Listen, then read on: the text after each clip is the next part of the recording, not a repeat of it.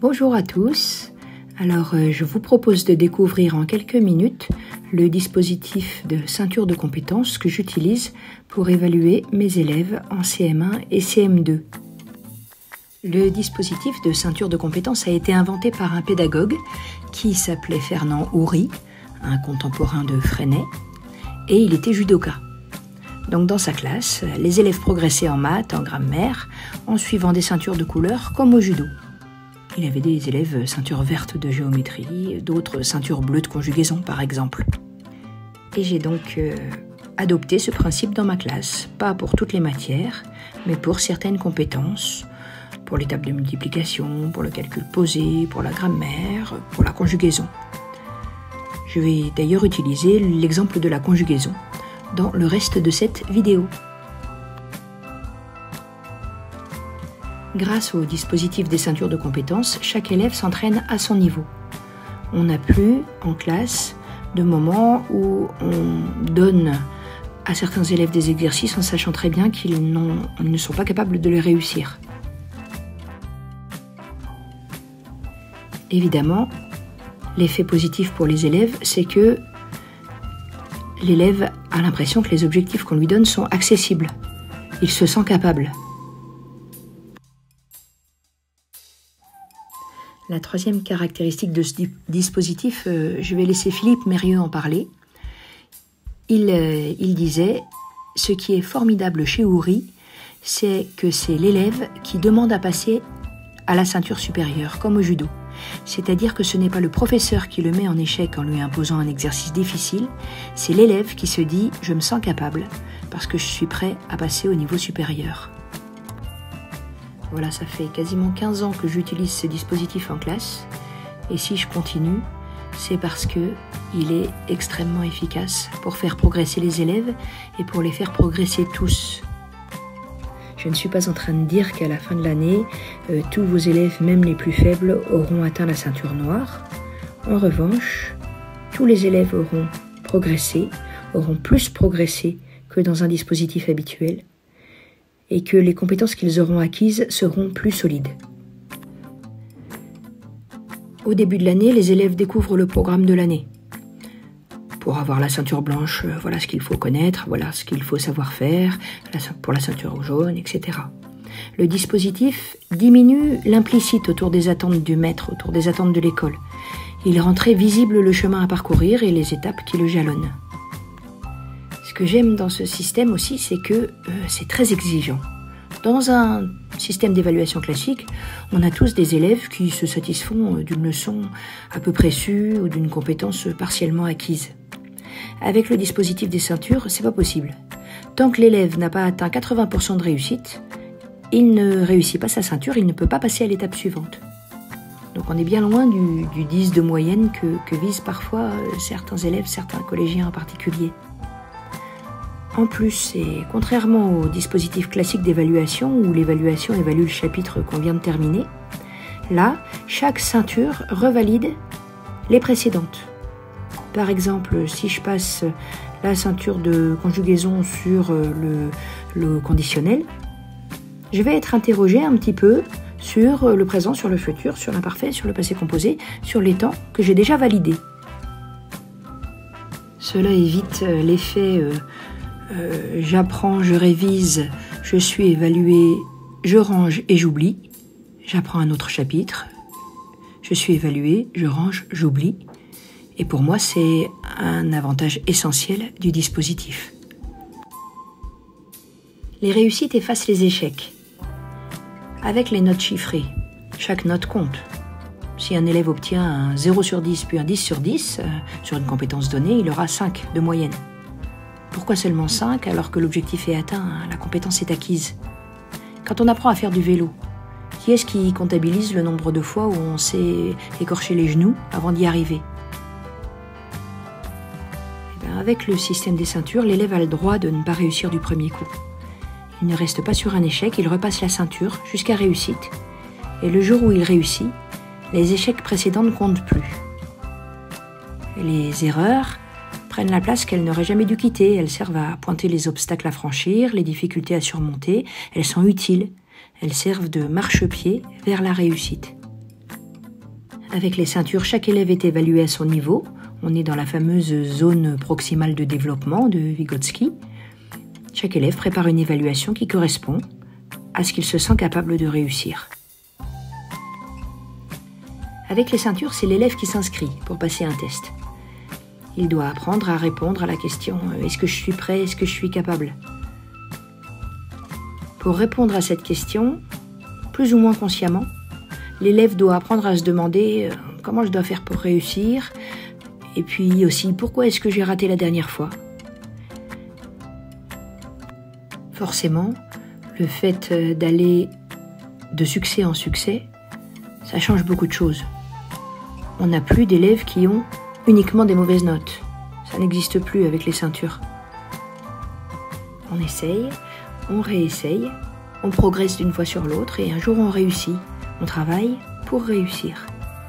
L'évaluation devient l'occasion de rendre visibles les progrès qu'on a effectués. Donc dans ce dispositif, tous les élèves de la classe, même les plus faibles, reçoivent de temps en temps des évaluations marquées d'un excellent travail, bravo.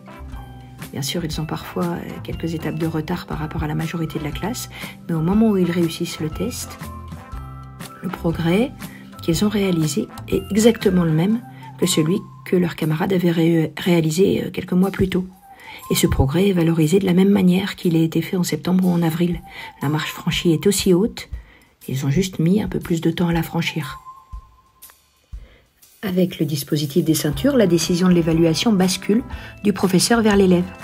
C'est plus l'évaluation qui vient à l'élève, c'est lui qui va à l'évaluation. Donc l'élève vit moins l'évaluation comme un coup près imposé par le professeur que comme une sorte de sommet qu'il se donne d'atteindre, un défi qu'il choisit de se lancer. Pour le maître, la gestion des différences de rythme et de différences de niveau entre les élèves, c'est souvent un casse-tête. Chaque jour, on doit trouver des tâches autonomes, efficaces, intelligentes, à confier à une partie des élèves pendant qu'on travaille avec le reste de la classe. C'est là que le dispositif des ceintures rend service, parce qu'il encourage l'entraînement autocorrectif. Et dans le quotidien de la classe, c'est parfois difficile pour un enseignant de ne pas se décourager face aux difficultés d'un élève. Le découragement est d'autant plus grand quand on a du mal à voir les progrès de cet élève-là. Quand on persiste à l'évaluer sur des compétences qui sont très au-delà de ses possibilités, l'élève semble stagner dans les profondeurs des notes les plus basses. Alors qu'avec les ceintures, tout d'un coup, les progrès sont visibles. Pour l'élève, bien sûr, mais pour le maître aussi. Alors, l'enseignant se reprend à y croire, l'élève le sent, et pour certains, c'est vraiment la fin de la fameuse spirale de l'échec. Alors, concrètement, si vous voulez vous lancer, sur le blog des professeurs comme moi qui partagent des ceintures de compétences, on trouve la programmation dans chaque discipline. Là, je vous mets la programmation en conjugaison, mais c'est pareil dans toutes les disciplines. Pour chaque couleur, voilà ce qu'on travaille. Vous remarquerez en conjugaison que le présent revient plusieurs fois, comme dans la vie de nos classes, où on ne considère pas qu'on n'enseigne plus le présent sous prétexte qu'il a déjà été vu au CE2. Et on indique aussi aux élèves les objectifs de fin d'année. Voilà, l'objectif de fin de CM1, c'est la ceinture rose ici. L'objectif de fin de CM2, c'est la bleu foncé. Il y a encore des couleurs au-delà de la bleu foncé qui permettent aux élèves avancés de continuer à progresser. Mais on reste dans le programme du cycle 3, bien sûr. Alors, comment ça se passe dans la classe ? La première chose importante à avoir en tête, c'est que les leçons se passent toujours en classe entière. Je déroule ma programmation en classe entière, et donc tous les élèves de la classe auront entendu parler de chaque notion du programme et se seront un petit peu entraînés en classe entière sur ardoise par exemple. Ça veut dire, et c'est assez important, que pour la plupart des élèves, le test de ceinture aura lieu assez loin de la leçon. Plusieurs semaines, quelquefois plusieurs mois après la leçon en classe entière. Et pour moi, c'est essentiel, parce que plus on évalue loin de la leçon, plus on est sûr d'avoir une compétence qui est véritablement ancrée. Ensuite, sur des plages d'emploi du temps dédiées, les élèves s'entraînent à leur niveau avec des petites fiches que vous pouvez trouver sur mon blog d'entraînement autocorrectif. J'en reparlerai, mais je tiens énormément à l'aspect autocorrectif des entraînements. Vous remarquerez que les entraînements sont très courts, et c'est exprès. Sur une vingtaine de minutes, je demande aux élèves de faire 3 cartes d'entraînement. Ça signifie qu'ils vont faire les 3 phrases, qu'ils vont se corriger tout de suite, donc avoir un feedback immédiat sur ce qu'ils ont fait, et refaire immédiatement un deuxième exercice, puis un troisième, en essayant de ne pas reproduire leurs erreurs. C'est un fonctionnement qui est, à mon avis, très efficace. Enfin, quand il se sent prêt, l'élève remplit une petite fiche d'inscription et m'indique qu'il souhaite passer le test, ici le test de conjugaison verbe foncé par exemple. Le test aura lieu en temps limité, 20 minutes. Il aura lieu en silence, ça n'a rien à voir avec un entraînement autocorrectif. Il faut institutionnaliser un petit peu cette période de test et il sera corrigé par moi. On n'est plus dans du autocorrectif. Tout ça contribue à donner un peu de valeur, de solennité au test, et pour moi c'est important. Je vous montre ici à quoi peut ressembler un test. Dans ma classe, ils font les tests sur des grandes feuilles de classeur, en collant le test, le papier sur leurs grandes feuilles. Je partage aussi des versions pour les élèves dyslexiques.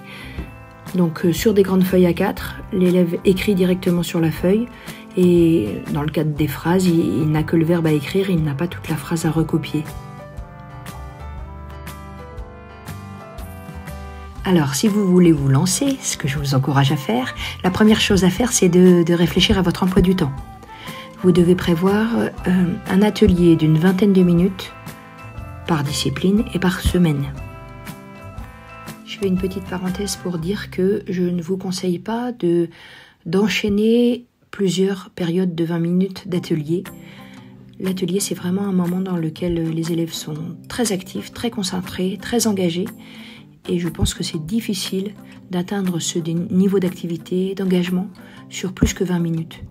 Si vous faites des ateliers d'1 heure, des ateliers tournants d'1 heure par exemple, vous risquez d'avoir des soucis de discipline.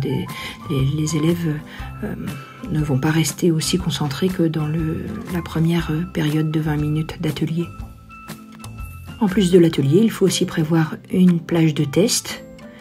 Attention, toute la classe devra bien être en silence. C'est un test qu'on surveille, c'est un test en temps limité. Et donc, il faut prévoir pour chaque discipline une plage de test toutes les 2-3 semaines à peu près. Ensuite, vous pourrez télécharger, imprimer et plastifier les entraînements autocorrectifs. Alors les entraînements, il faut les laisser dans une petite boîte au fond de la classe.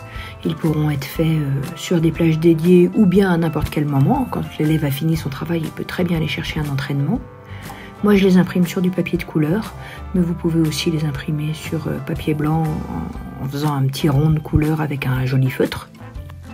Et on me demande souvent combien il faut imprimer d'entraînement. Tout dépend de votre organisation, tout dépend du nombre d'élèves simultanés qui vont s'entraîner dans une même discipline. Un jeu d'entraînement, c'est valable pour 3 ou 4 élèves. Et voilà, enfin vous imprimez les tests, vous les gardez en salle des maîtres, au secret, et vous les distribuez le jour où l'élève s'inscrit pour le test. Voilà, vous connaissez l'essentiel de ce qu'il faut savoir pour vous lancer. Je termine par 3 petits conseils. Le premier, c'est de ne pas démarrer avec 5 à 10 disciplines en ceinture en même temps. Moi, je vous conseille vraiment de démarrer par 1 ou 2 ceintures, pas plus, de rôder le dispositif dans vos classes et d'en rajouter ensuite une fois que vous êtes bien à l'aise. Mon deuxième conseil, c'est de ne pas renoncer à l'autocorrectif pour les entraînements. Je sais parce que je reçois beaucoup de messages que c'est difficile pour certains d'entre vous. Vous me dites « Ah, je préfère voir ce que ça donne, et il y a des élèves qui vont tricher. » Bien sûr qu'ils vont tricher, quasiment tous au début. Oui, il y en a qui vont corriger en bleu dans leur cahier du jour. Oui, il y en a qui vont recopier directement les corrections. Et c'est pas grave. C'est pas grave du tout. Vous verrez même qu'il y en a qui vont réussir quand même leur test en ayant triché aux entraînements. Parce que d'une certaine manière, ils se sont entraînés quand même, ils ont regardé quand même là où ils s'étaient trompés. Et donc l'objectif est atteint. Et il y en a qui auront besoin d'échouer à quelques tests pour bien prendre conscience du rôle de cet entraînement. Et petit à petit, comme les autres, ils vont apprendre à s'entraîner. Et le progrès qu'ils auront fait là, il ira bien plus loin que celui de la ceinture qu'ils vont réussir. Parce qu'ils auront compris à quoi ça sert de s'entraîner, à quoi ça sert de faire des erreurs, à quoi ça sert de revenir sur les erreurs qu'on a faites pour essayer de les comprendre et de ne plus les faire. C'est tout l'intérêt du dispositif. Donc surtout, lâchez prise et ne renoncez pas à l'autocorrectif. Et enfin, mon troisième conseil, c'est justement de ne pas renoncer aux tests traditionnels, aux tests que vous corrigez. On n'est plus dans l'autocorrectif, c'est le test. Les tests sont en silence, les tests sont en temps limité. Tout ça, cela donne de la valeur au test et forcément, cela donne de la valeur à la réussite. Voilà, j'espère que j'ai répondu à certaines de vos questions. Je sais que vous en avez plein d'autres sur l'organisation, sur les bulletins. J'ai répondu à une trentaine de questions sur mon blog, dans un article dans le menu ceinture et étoiles, qui s'appelle « Comment démarrer sans stress ?» et donc je vous invite à aller m'y rejoindre et à poser vos questions en commentaire. À très bientôt.